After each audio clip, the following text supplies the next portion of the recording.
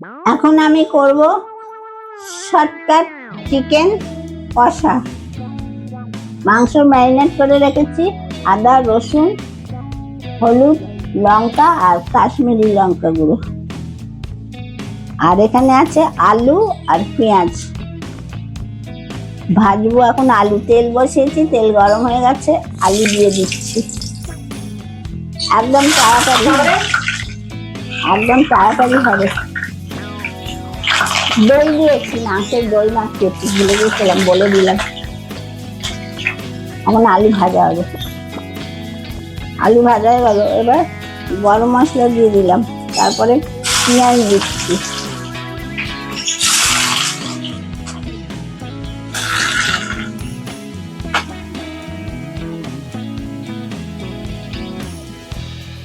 জল দেবো না মাংসে আজকে।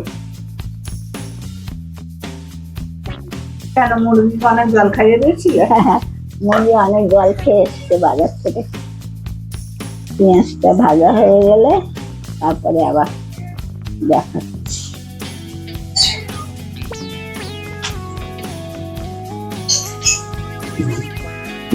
পেঁয়াজ ভাজা হয়ে গেল, এবার মাংসটা দিয়ে দিচ্ছি। মশলা সব দেওয়াই আছে এতে।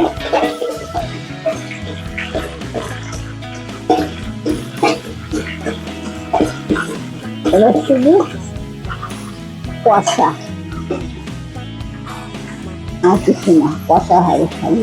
নুন দেবো, মিষ্টি দিবি? হ্যাঁ, বাবা মিষ্টি আলু ওখানে দাঁড়িয়ে থাকবে মাথার বেলায় আমার। তবে কালকে সবই স্পেশাল তোমার চিকেনটা দারুণ হয়েছিল, হোটেলেও ফেল হয়ে যাবে, এত ভালো টেস্ট হয়েছিল। সবাই বলেছে খুব ভালো হয়েছে, নতুন রকম হয়েছে। আজকেও ভালো হবে এটা। কালকে তো আমার খুব ভালো লেগেছে।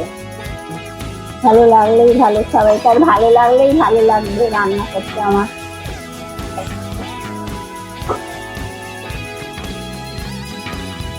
সবাই আপনারা লাইক শেয়ার এবং সাবস্ক্রাইব করে দেবেন, আর একটু কষ্ট করে একটু করে দেবেন। আপনাদের ভালোবাসায় তো আমরা 1K কাছাকাছি পৌঁছাচ্ছি এবার। হ্যাঁ,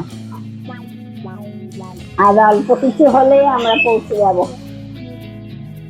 আপনারা একটু করে দেবেন।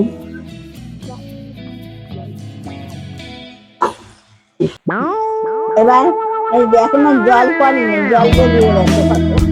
এবার নুন দিচ্ছি,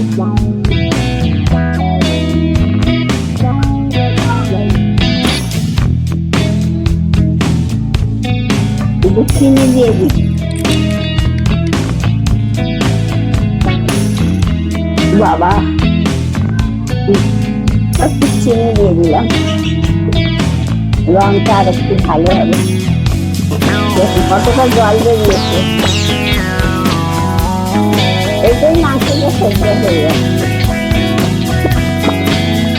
আর অল্প একটু খেলেই হয়ে যাবে, জল একদমই দেবো না, জল ছাড়া কত মাংস হয়ে গেল।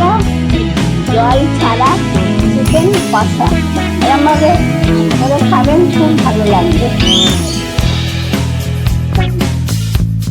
বন্ধ করে দিলাম।